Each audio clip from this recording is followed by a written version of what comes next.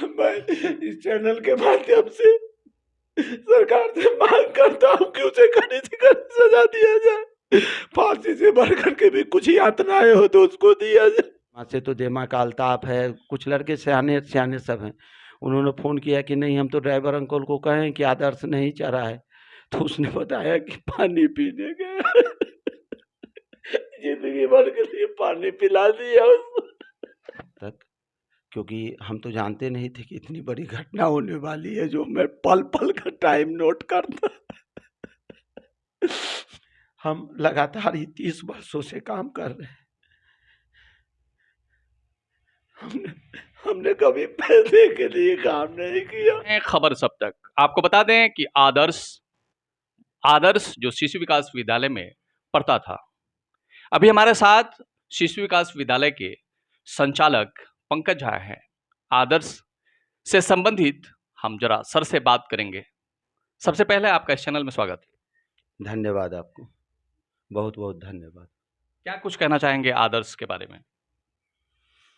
आदर्श मेरे यहाँ 1.5-2 वर्षों से पढ़ रहा था। लड़का मेधावी था। पहले वो नर्सरी क्लास में हम उसका एंट्री लिए थे।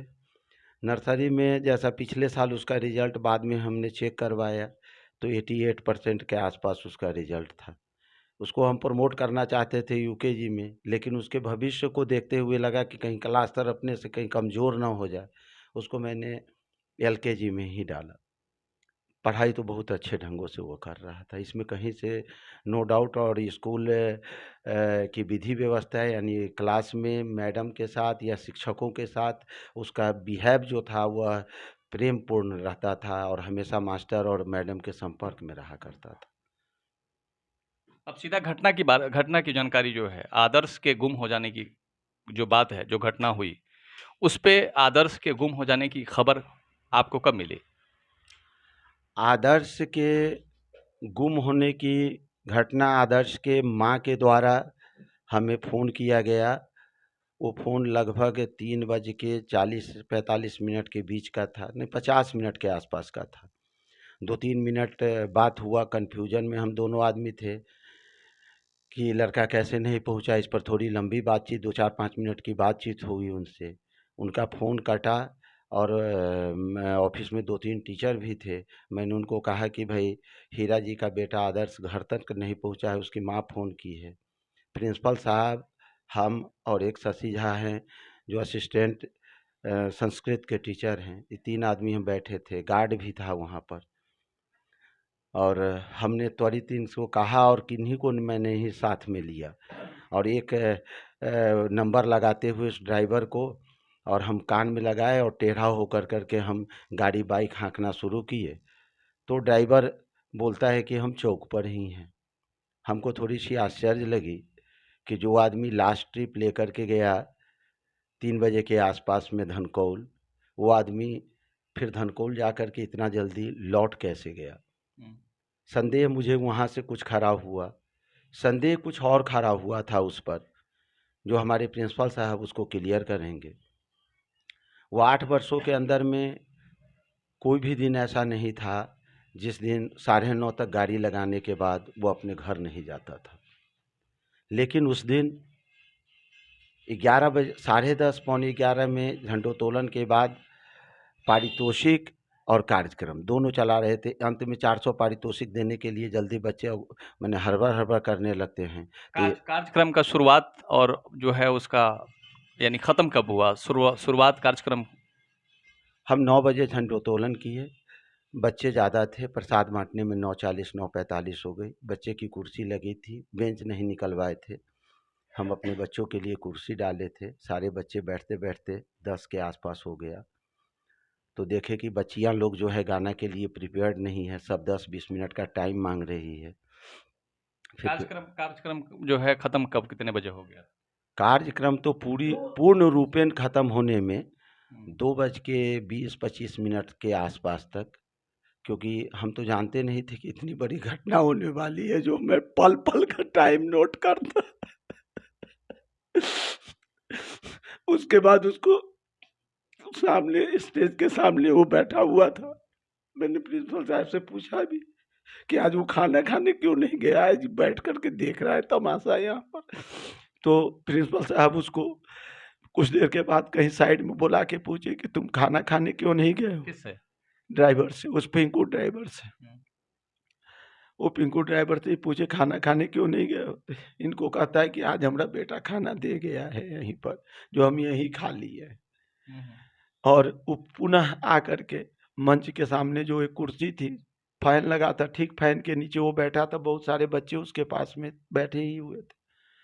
जब हम फर्स्ट ट्रिप का अनाउंसमेंट 1:30 बजे किए, कार्यक्रम मेरी खत्म हुई 2:30 बजे तक, तो मेन कार्यक्रम खत्म हो चुका था, बच्चे लोग गाना बजाना कुछ डांस कर रहे थे। तो हम सोचे कि सब बच्चे को रोके रखेंगे, 2:30 बज जाएगा तो जाते जाते रात हो जाएगी सब बच्चे को। तो मैंने सोचा कि क्यों ना एक ट्रिप कार्यक्रम के बीच में ही निकाल दिया जाए।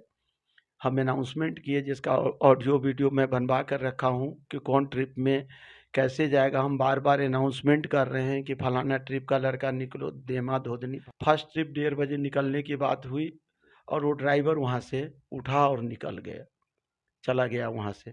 फर्स्ट ट्रिप का लड़का उठाया और वो लेकर के चला गया। फिर सेकेंड ट्रिप में एक लड़का दुर्बार देमा का है, जो लड़का मुस्लिम है, थोड़ा तेज तरार है, वो आया कहने की सर गाड़ी आ गई है। तो अब हम बोलना शुरू किए कि नीलामी, धोदनी और देमा, ये 3 गाड़ी का बच्चा, लगभग 20 बच्चे 22 बच्चे थे जो उसमें आते थे। मैंने अनाउंसमेंट किया, वो सारा बच्चा चले गए। एक बार नहीं 2 बार अनाउंसमेंट मैंने किया।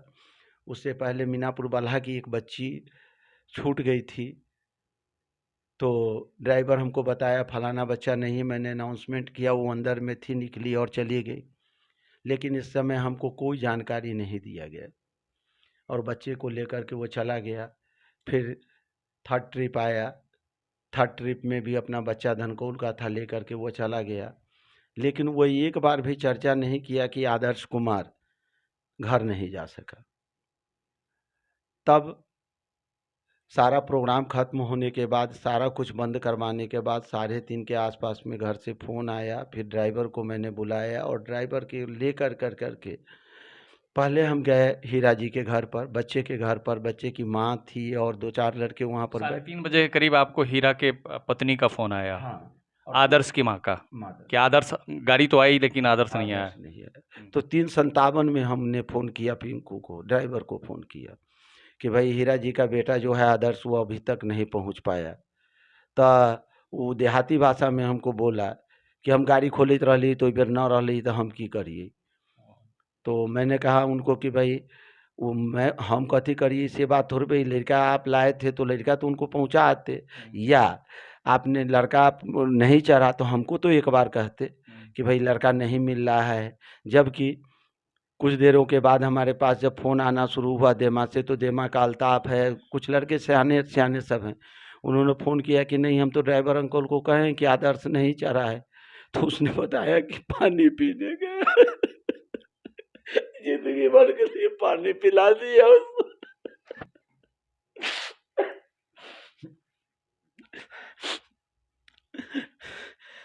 उसके बाद उस ड्राइवर को लेकर मैं घर गया उनके बच्चे के घर पर। वहाँ से हम लगातार उनके परिजनों के साथ मिल कर के जगह जगह जहाँ से बच्चे आते थे डोर टू डोर मैंने गया।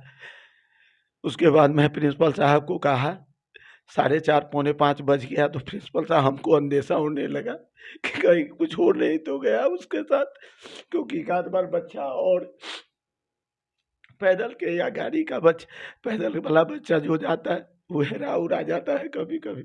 एक बार क्या हुआ कि एक छोटा सा बच्चा पैदल आता है, परसौनी चौक का ही था, चला गया धुरबार। तो एक मुस्लिम महिला हाथ पकड़ के लेके आई और बताई कि ये तोरे पर स्कूल के ड्रेस हो, ये तोरे लड़का हो। फिर उससे पूछे, वो बच्चा नाम नहीं बता रहा था। बाद में हमको पता चला कि बाजार के सामने के मुस्लिम लड़का है, छोटा है, वो आता नहीं था आपके यहाँ, बहन के साथ आया, बहन इसमें था, वो अपने उसमें था, बहन टाइम पर नहीं पहुंची उसको लेने के लिए, वो लड़का रास्ता बहक गया। लेकिन हमको 10 से 20 मिनट में लड़का मिल गया। मेरे हम लगातार ही 30 वर्षों से काम कर रहे हैं। हमने कभी पैसे के लिए काम नहीं किया। जब मैं 1985 में मैट्रिक पास किया था, तो उस समय हम हमको पढ़ाने वाला इसी लगा अभी कोई नहीं था। मैं उसी दिन संकल्प लिया कि मैं परसौनी प्रखंड के बच्चों को पढ़ाऊंगा, एक नहीं 100 मास्टर पैदा करूंगा। भगवान मुझे जस दिए, विद्यालय से सैकड़ों लड़का इंजीनियर है, मेरे नॉलेज में 5 बच्चे डॉक्टर भी हो चुके हैं, बहुत बच्चे आगे के पोस्ट तक गए, लेकिन मेरी छवि बुढ़ानी में 50 साल के बाद खराब कर दिया ड्राइवर। मैं इस चैनल के माध्यम से सरकार से मांग करता हूँ कि उसे कड़ी से कड़ी सजा दिया जाए, फांसी से बढ़ करके भी कुछ यातनाएं हो तो उसको दिया जाए। हम सब तक से के माध्यम से यही पहुंचाना चाहते हैं सरकार को। मेरे 35 साल की लाइफ को खत्म कर दिया, हम बूढ़े खाने लायक नहीं रहे परसौनी में। बच्चा मुझको मानता था, मेरी इज्जत को खा गया। हम इस चैनल के माध्यम से कहना चाहते हैं, वो जो संबंधी है, वो चाहे मेरा ड्राइवर है, जो इसमें संलिप्त है उसको कड़ी से कड़ी सजा मिलनी चाहिए और टाइम ज़्यादा नहीं लिया जाए। फास्ट ट्रैक लगा करके 90 दिन के अंदर में इसका फैसला करवाया जाए, जो इस इलाके नहीं पूरे भारतवर्ष में ऐसा हो जाए कि कोई ड्राइवर इस तरह की हिम्मत करने की कोशिश ना करे। मैं बार बार आग्रह करना चाहता हूँ, मुझे प्रशासन जहाँ बुलाए, जिस काम में बुलाए, मैं तत्पर हूँ। मैं बच्चों के साथ हूँ, उनके गार्जियन के साथ हूँ। मैं आपको बता दें कि हमारे साथ पंकज झा हैं, और आज ही नहीं, ये हमारे गुरुजी भी रहे हैं, हमको भी पढ़ाए लिखाए हैं। हम भी जो है शिशु विकास विद्यालय में आरंभिक शिक्षा हमने वहीं से ली, और हम भी देखते देखते इतने बड़े हो गए, लेकिन अब तक इस तरह की घटनाएं नहीं हुई। लेकिन उसी विद्यालय का एक चालक पिंकू उपाध्याय काफी दिनों से वहां गाड़ी चलाया करता था, लेकिन पिंकू अध्याय के मन में क्या कुछ चल रहा था, शायद इसकी जानकारी पंकज झा को पता अगर चल गया होता तो आदर्श आज जिंदा होता। इस चैनल के माध्यम से मैं भी, जितने भी प्रशासनिक पदाधिकारी जो मुझे देख रहे हैं, उनसे हमारा अनुरोध होगा कि ऐसे दोषियों को सख्त से सख्त सजा दी जाए। साथ ही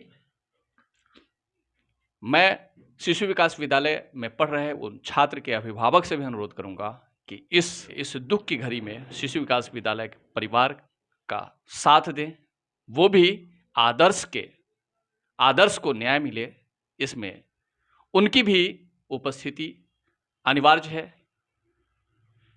आज आदर्श के साथ हुआ, कल किसी और के साथ इस तरह की घटनाएं न हो, इसके लिए शिशु विकास विद्यालय में पढ़ रहे जितने भी छात्र हैं, उनके अभिभावक को भी व्यवस्थापक, शिशु विकास विद्यालय के व्यवस्थापक पंकज झा, जो 35 वर्षों से लगातार शिक्षा में जो है सेवा दे रहे हैं जाता था, 35 साल का एक विश्वास पिंकू उपाध्याय ने तोड़ दिया है। आखिर आदर्श की गलती क्या थी? मिश्री लाल को अगर जो है हीरा से अगर बदला ही लेना था तो हीरा से लिया जाता, आखिर आदर्श से क्यों? आदर्श को तो पता भी नहीं था कि उसके साथ क्या अनहोनी होने वाला है।